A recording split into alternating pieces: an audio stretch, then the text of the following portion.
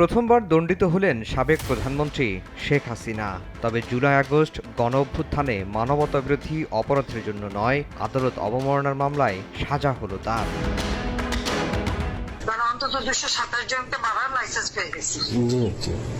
গত বছরের 25 অক্টোবর গাইবান্ধার আওয়ামী লীগ নেতা শাকিল আকন্দ বুলবুলের সঙ্গে টেলিফোন কথোপকথনে 227 জনকে মারার লাইসেন্স পেয়েছি বলে মন্তব্য করেছিলেন শেখ হাসিনা। পরে এ নিয়ে মামলা করে প্রসিকিউশন। হাজিরের জন্য নোটিশ, পত্রিকায় বিজ্ঞপ্তি দেওয়া হলেও কোনো কিছুরই তোয়াক্কা করেননি তিনি। এ ধরনের মামলায় পলাতক আসামির পক্ষে আইনজীবী নিয়োগের নজির না থাকলেও ন্যায় বিচারের স্বার্থে সরকারি খরচে শেখ হাসিনার পক্ষে আইনজীবী নিয়োগ দেওয়া হয়।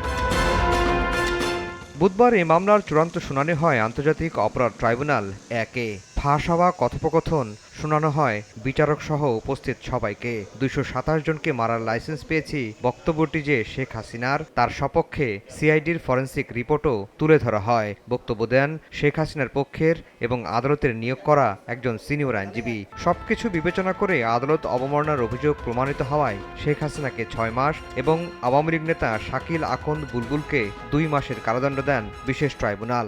সিআইডির যে ফরেনসিক রিপোর্ট সেটাকে বিশ্লেষণপূর্বক এই সিদ্ধান্তে উপনীত হয়েছেন যে তর্কিত এই কনভারসেশনের মাধ্যমে শেখ হাসিনা বাংলাদেশে তার বিরুদ্ধে দায়েরকৃত মামলার বাদী, সাক্ষী এবং তদন্তকারী কর্মকর্তা সহ যারা এই বিচার প্রক্রিয়ার সাথে জড়িত তাদেরকে হত্যা করা, বাড়িঘর জ্বালিয়ে দেওয়া এবং নানানভাবে তাদেরকে থ্রেটেন করেছেন, যেটা আন্তর্জাতিক অপরাধ ট্রাইব্যুনালের আইন 1973-এর 11-4 ধারা অনুযায়ী এই ট্রাইব্যুনালের বিচারাধীন প্রক্রিয়াকে প্রেজুডিস করার অপরাধ।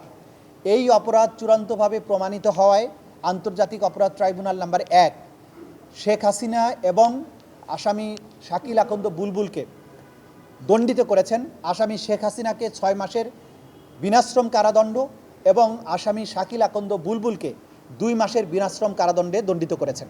তাজুল ইসলাম বলেন, শেখ হাসিনার হুমকিতে ভীত নয় তারা, তবে সাক্ষীদের নিরাপত্তা নিয়ে শঙ্কিত।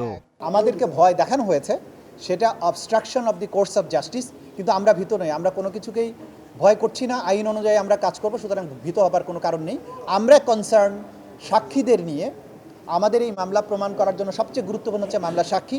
সুতরাং সাক্ষীরা বাংলাদেশের প্রত্যন্ত অঞ্চলে ছড়িয়ে ছিটিয়ে থাকা সাধারণ মানুষ এবং বিশেষ করে তদন্তকারী কর্মকর্তারা যারা সরকারি কর্মকর্তা, তাদেরকে যদি ভয় দেখানো হয় তাহলে এই মামলার তদন্ত কার্যে সেটা প্রভাব পড়বে। সেই কারণে এই কন্টেম্পট প্রসিডিংসটা আনয়ন করা হয়েছিল।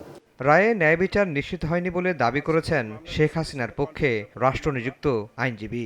প্রসিকিউটর পক্ষ মানে ফার্স্ট পার্টি যে সমস্ত দাখিল করেছে সেই সব ডকুমেন্টসগুলি শুধুমাত্র একটি লিখিত কাগজ, যে লিখিত কাগজে যারা যে সময় এক্সপার্টরা স্বাক্ষর করেছেন সেই স্বাক্ষরটাকে যতক্ষণ পর্যন্ত বিজ্ঞ আদালতে এসে এক্সিবিট করা না হয় বা কোর্টকে যতক্ষণ পর্যন্ত বিশ্বস্ত না করা যায় যে এই ডকুমেন্টসগুলি তারাই দিয়েছে, ততক্ষণ পর্যন্ত এটাকে আমি দ্বিমত পোষণ করছি।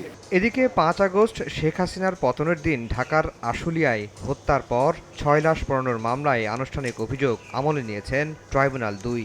গ্রেফতারি পরোয়ানা জারি করা হয়েছে ঢাকা 19 আসনের সাবেক এমপি সাইফুল সহ 8 আসামির বিরুদ্ধে। যারা নির্দেশ দিয়েছেন, যারা গুলি করেছেন এবং গুলির পরে যারা এই লাশে সরাসরি নিজ হাতে আগুন লাগিয়ে দিয়েছেন, তাদের সকলকেই এই মামলার আসামি হিসেবে অন্তর্ভুক্ত করা হয়েছে। প্রসিকিউশন বলছে, গুলি করে হত্যার পর আশুলিয়া থানার সামনে পুলিশের প্রিজন ভ্যানে তোলা হয় 5 মরদেহ। আরেকজনকেও আহত অবস্থায় তোলা হয় গাড়িতে। 5 লাশ সহ জীবিত একজনকেও পুড়িয়ে মৃত্যু নিশ্চিত করা হয়। আফজাল হোসেন, সময় সংবাদ, ঢাকা।